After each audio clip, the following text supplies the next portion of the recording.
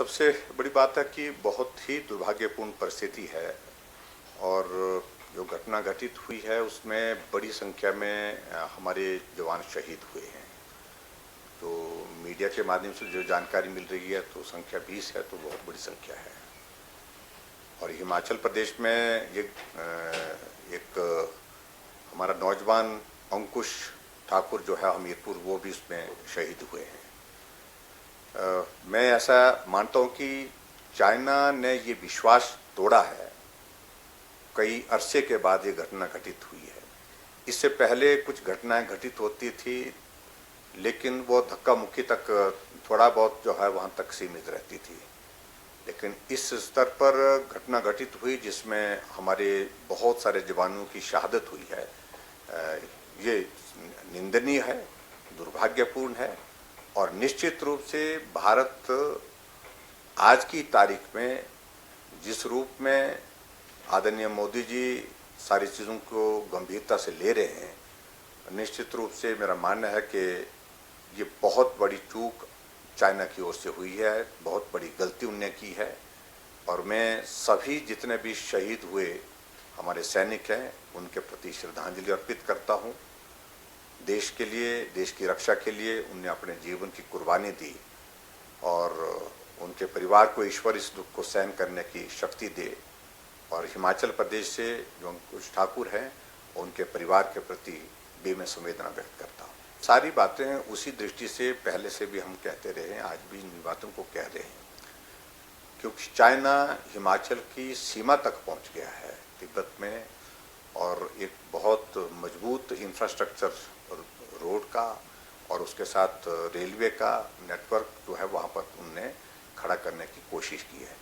कुछ चुनौती तो है उस दृष्टि से। ऐसी परिस्थिति में भारत ने भी प्रयत्न किए हैं। रोहतांग टनल एक उसी दृष्टि से एक लिया हुआ कदम था आगे।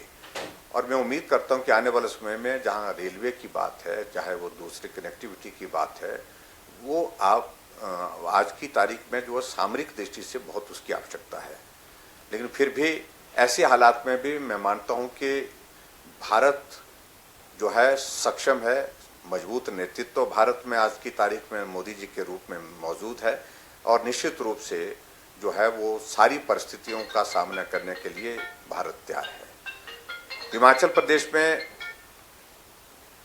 प्रदेश में पिछले कुछ अरसे में हमने भी किन्नौर जिला के अंतर्गत इनकी कुछ एक्टिविटीज़ देखी थी, जहां इनका हेलीकॉप्टर भारतीय सीमा में प्रवेश हुए थे और उसके बारे में हमने केंद्र सरकार को उस समय रहते ही जानकारी दी है।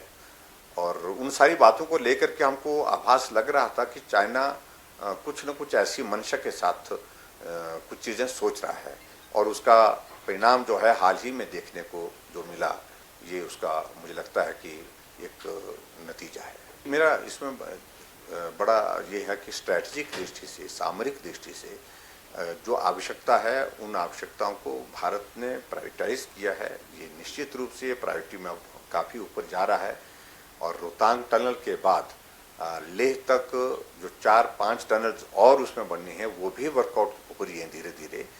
उस दिशा में भी चीज़ें आगे चली हैं और मेरा मानना है कि आने वाले समय में उस दृष्टि से केंद्र सरकार निश्चित रूप से कदम उठाएगी ताकि सामरिक दृष्टि से ऐसी परिस्थितियों में जिस चीज़ की आवश्यकता हो तो उन चीज़ों को पूरा ठीक प्रकार से किया जाए। ऐसा देखिए, मुझे बहुत ज़्यादा इस बारे में नहीं कहना, लेकिन सिर्फ इतना ही कहना है कि कुछ अरसे से हम कुछ एक डेवलपमेंट्स देख रही थी। जैसे हम नेपाल का भारत के बारे में टिप्पणी करना, हट करके करना, और जिसकी उम्मीद हमको नहीं थी क्योंकि वहाँ पर कम्युनिस्ट गवर्नमेंट है और वो प्रभाव दिख रहा है कहाँ से हो रहा है।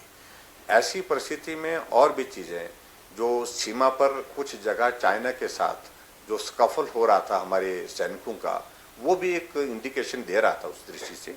लेकिन फिर भी उसके बावजूद ये जो घटना अभी घटित हुई है इसकी उम्मीद नहीं थी और ये घटित हुई है और निश्चित रूप से ये चिंता का विषय है। और मैं समझता हूँ कि आदरणीय प्रधानमंत्री जी, आदरणीय गृह मंत्री जी, रक्षा मंत्री जी सारे विषयों को लेकर के जो चर्चा करके आने वाले समय में जो भी आगामी कार्रवाई होगी, जो आगामी निर्णय होगा, तो दुनिया को, देश को मालूम हो जाएगा। हमने हाई अलर्ट पर रखा है वहाँ पर वहाँ के प्रशासन को, प्रशासन के साथ साथ में अपनी पुलिस फोर्स को, और वैसे भी बॉर्डर एरिया का काम जो है ज़्यादा जो है पुलिस प्रशासन से ज़्यादा जो है वो जो आर्मी का हमारा नेटवर्क है वो कोऑर्डिनेट करता है। डिफेंस का जो वो कोऑर्डिनेट कर रहे हैं, लेकिन हम उनके साथ पूरे, हमारा स्टेट गवर्नमेंट का पूरा कोऑर्डिनेशन उनके साथ है।